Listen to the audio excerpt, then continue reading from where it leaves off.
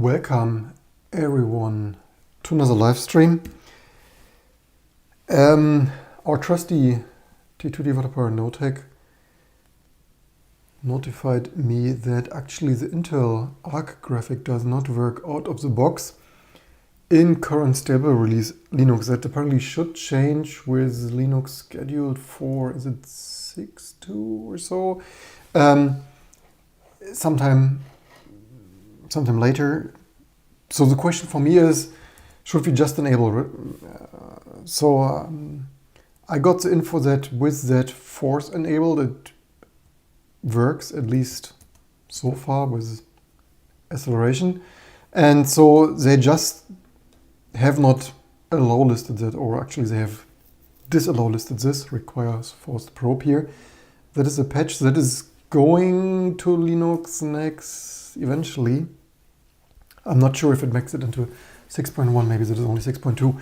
And the question is about how much should we import, right?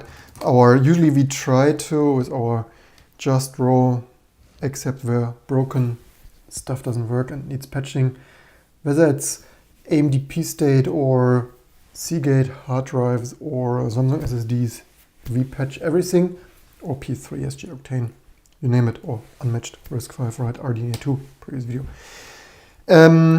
We could, of course, pull everything in. So yeah, the question is, I mean, sure, I get, like, this was new, it probably was working. It's a little bit silly in my opinion. I get why they, like, safeguard that of, like, yeah, it's a little bit hot potato and we are feeling a little bit unlucky today and stuff. And yeah, but for me, the thing is, I get why the developer, I mean, you could say the developers need more funding and stuff, or more developers and more funding or stuff, so that Intel's developers have that ready for open source Linux on launch day, because it's not upstream. Right?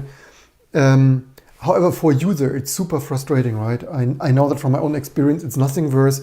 You give these big mega corporations some of your hard-earned money, like the RDNA2 last year, you plug it into the Linux system and it doesn't work, right? You, like, worst case, you don't have graphic output, super annoying stuff. So I imported this patch already, as I usually do, hotfix Intel DG2. And making our upcoming T2 release one of the first Linux releases to support Intel Arc graphic out of the box. And the only thing is, as attention to detail and dedication we have here and working 24/7 and stuff, the amount of patches, right? Our own advertising is soon not true anymore, right? We previously just raw vanilla upstream Linux, except where broken and patched. It's like, yeah, Linux kernel requires 31 minus maybe 2 or so of our own, but like, yeah, VR, yes, unreleased prototype and stuff, but IT87 because upstream developer quit and the stuff was never fully upstream. AMD X2 Epic, also some this is crazy stuff, right? Like 586 no speculation patch of, like, in my opinion, this mitigation quirks are a little bit off. Anyway, leave in the comments below how much enable. What you could argue, the more the better. I mean, I would hope enabling that can't break the hardware is like nothing like enabling a driver and then fry the hardware. I would always hope that can't fry itself like that. That would be the only argument, right? The only argument is like stuff can blow up and hold and catch fire. Let's see how many others there are, so that let's quickly unpack that. I built that already. Test built this already after importing this of DRM next XF download, because I use T2 auto build to build that. Of course, nothing like manual building Linux kernel here. And then driver, video, GPU or stuff, DRM.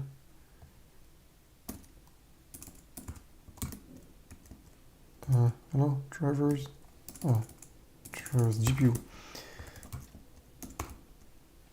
The irony is that this still runs in i915 name, which I find funny. This kind of stuff like generically named Intel would probably scale a little bit better. Let's see, what else do they have here? Oops. So they have here some more. Why? And that is what I wanted to check quickly. Force Pro, what is a DG1? Okay, so there are, which one is that one? DG1. Is DJ1, what exactly was that? Was it unreleased or hard to get shit or what? Was it last year's stuff, right? That very few people, was it only on special snowflake blessed Intel things? Because that is the thing, right? Maybe I better patch many of them. And welcome everyone. We're doing quite fine. Hope you're doing fine too. Cheers.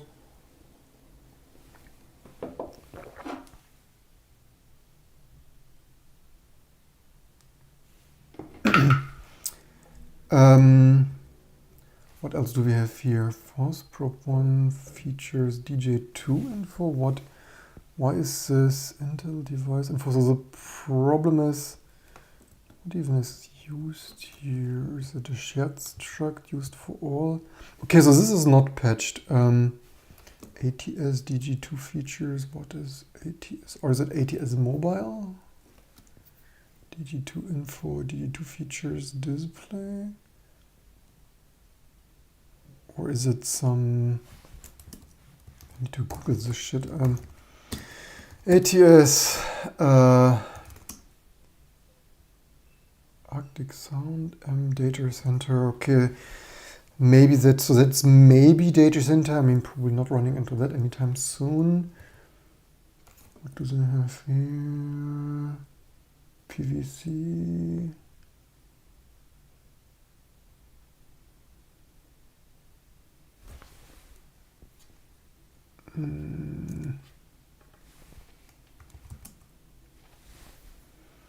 I slightly, what is it, ATS, PVC, what do they call it? Pontevedra?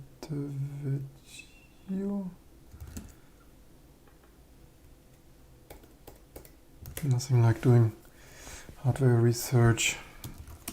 Let's Google. General purpose GPU design for HPC modeling and simulation jobs as well as AI training. So this is, I find this rather frustrating, right? Because you have this stuff and then you need to rebuild the kernel. You need to figure out that, yeah, like you get gray hairs and stuff. And need to grow meditate depending on what printouts they are. Real graphics IP, Intel, MTL, version will be obtained from hardware, others or something. So CHP. I would always think it works more actually. Is device already present in comma separate list of IDs? Okay, so it will print your graphic device is not properly supported by the driver in this kernel version to force driver probe anywhere use probe that. This, I mean, yeah, I mean, they should know best, although they patch that away now, right?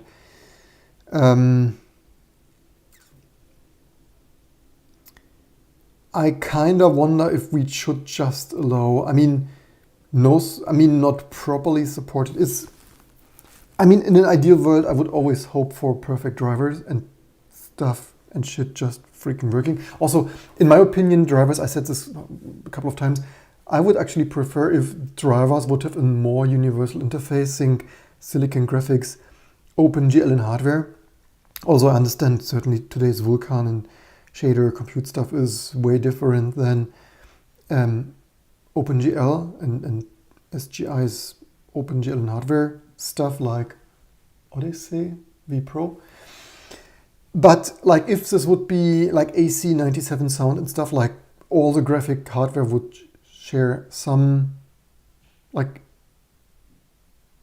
general API like there is for VirtIO stuff. It would be so amazing to only have one driver or like generational drivers for OpenGL1 hardware, OpenGL2 hardware, Vulkan, whatever hardware. Because like this, the problem is like, yeah, you need your dedicated hardware and stuff. We could also patch this Eno dev away here and still leave that in there, right? Do they have more require force? Probably not. Like basically ignoring all of this stuff because I like if I would, like someone donates or someone wants to install T2 on in a data center, HPE node, I mean, they're going to try this anyway, right? They would hope for the best. They would force probe that. Because the problem is, I mean, unless it's some display mode like CRT-less HPE data center thing, you don't have video output, right? So okay, for your HPE stuff, data center stuff, you could actually, it's not a big deal, but I had this with the RDNA 2. It's like super annoying. You plug it in your last month installed system and you have no graphic output. So yeah, which do we patch away? Because we have the same for DG1.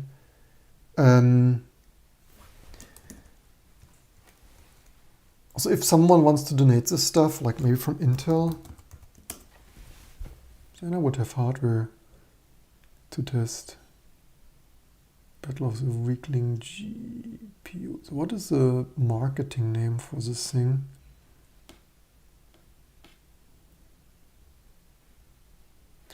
I mean, I think press review stuff was not the best for that, right? What are the... Was it even it only works on Intel systems? Was it that? Because then I would not even have a matching Intel system. I think there was something that it only works on Intel BIOS, or is it?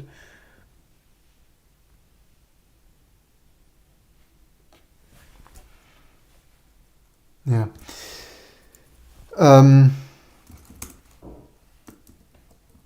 Maybe we patch the other way and feel lucky as well. For some unlucky person who has a DG1.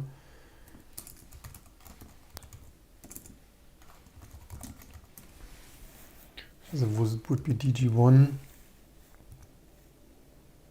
I mean, maybe if it doesn't have output, which was this one? See, Intel, whatever. Platform engine masks has media ratio has.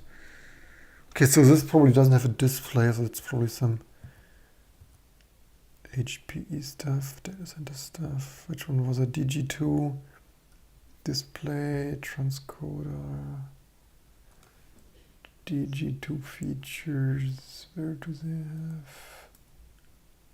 Okay, DJ2, I think we patched this one away, right, from the imported patch. I mean, theoretically, we wouldn't even need to use the upstream patch then if we anyway patch more. So yeah, CLPD. So yeah, it's probably that one.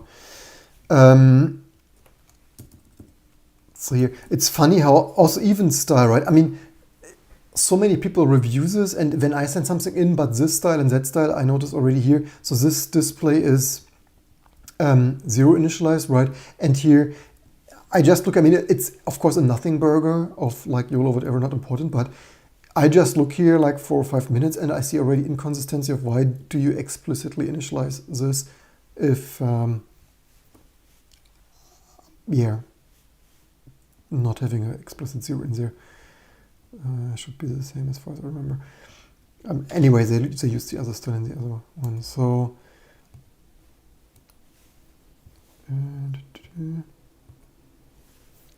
yeah, should we patch that away? So this was display 0. This might be no. By the way, should it not 0 initialize the display anyway if you, or is this, I think if you partially, how is that in C? If you partially initialize some struct, whatever. That's the most important anyway. So yeah, this was another display. Yeah, leave in the comments below. I mean, maybe there are severe problems with DJ1.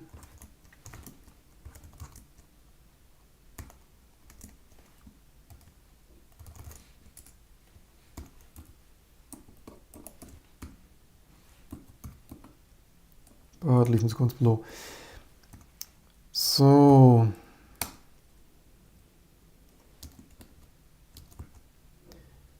I guess we change the file name then.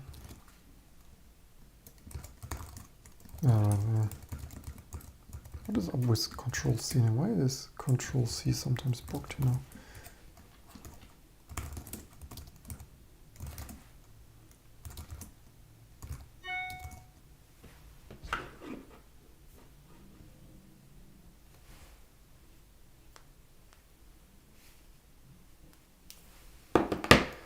Hotfix Intel node. Let's be funny and call it i9-152. Or we call it, so I remove this one here because we will combine this with the other and then it will be DJ1 and, alright, I don't know, I change the directory, user source, do we have it? Yeah, user source.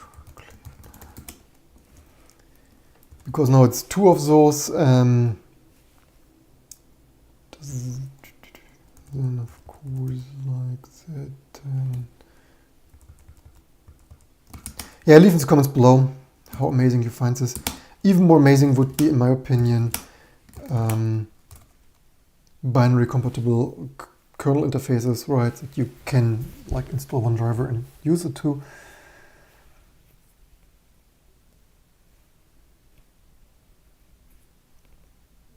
The Guerrero asks, is it still time investing? I think it will not be in 6.1, right? There is this new Linux, new open source news site.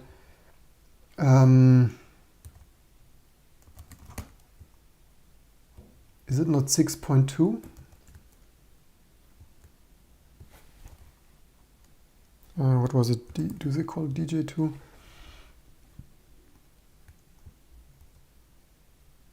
Yeah, so 6.2, right? So this will even still be 6.1. So this is and we release ISOs now. So if it probably mostly works already, at least for 2D output, which is better than nothing, then it's basically everyone for this Thanksgiving and all the holiday season of people loading T2 and being able to use their shiny new Intel graphics, right? And welcome everyone.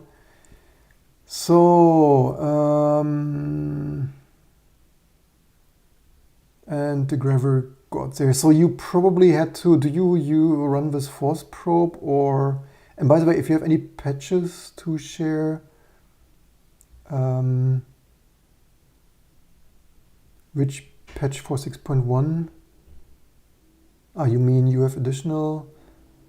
What do you mean no force probe? You don't need force probe, or how do you do? I saw DJ that should this not be affected by your DJ2. And if you have other video acceleration patches to share for inclusion into 2 always, let me know. So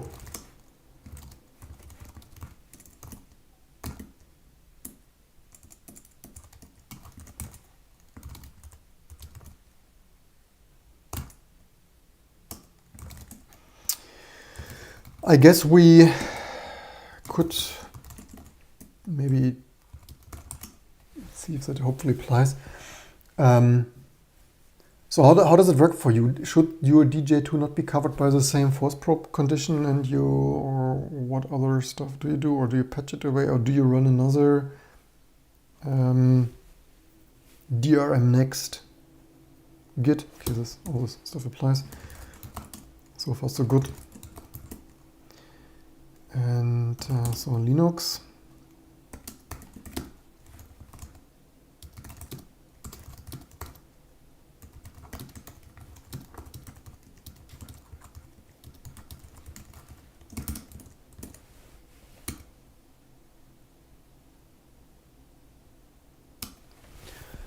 So,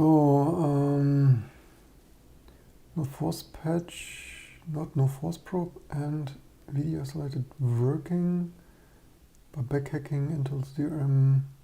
Next drivers back into. Oh, okay, so you basically get rid of force probe by using the latest and greatest sources. Let's check, are there any, maybe I should actually make an auction search for DG1. Actually, here is actually one for Great Britain down at custom fees.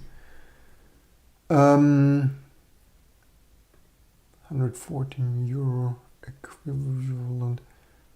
Actually, 99 pound. I don't share the link. Oh, they have even 3. I mean, I don't need that. That is just like if we wanted that to grow a YouTube channel and have even more hardware reference testing stuff around. But then I would actually want to know Intel DG1 AMD system, because I remember there was something here.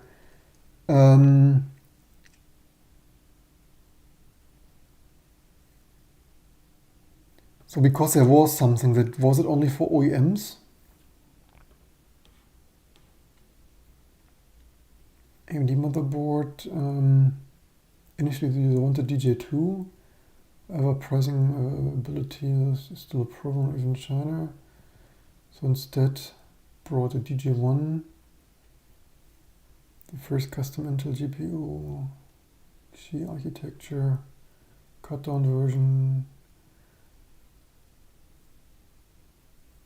Only problem, don't work on AMD motherboards, at least not officially.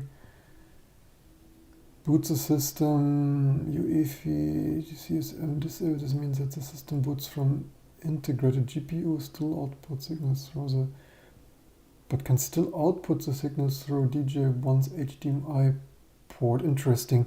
Actually, there was, I was wondering on my AMD 7000.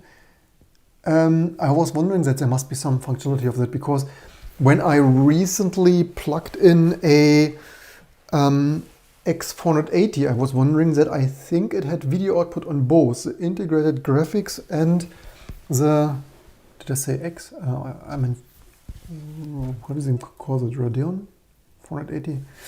Anyway,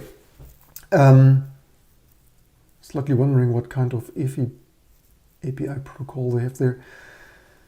Undoubtedly, that's not a perfect configuration, but this way DJ2 GPUs work. Why do they write DJ2 if it's a DJ1? So probably typo, they probably mean DJ1. Why do I always notice such things? Window shows different GPU, Vega on the left, DJ1, Iris, G on the right. Limited gaming performance. DJ1 has capable media decoding performance. Main reason considers this GPU. Company's test drive, release first modern. So why does it, by the way, not freaking post on AMD systems? That is rather strange.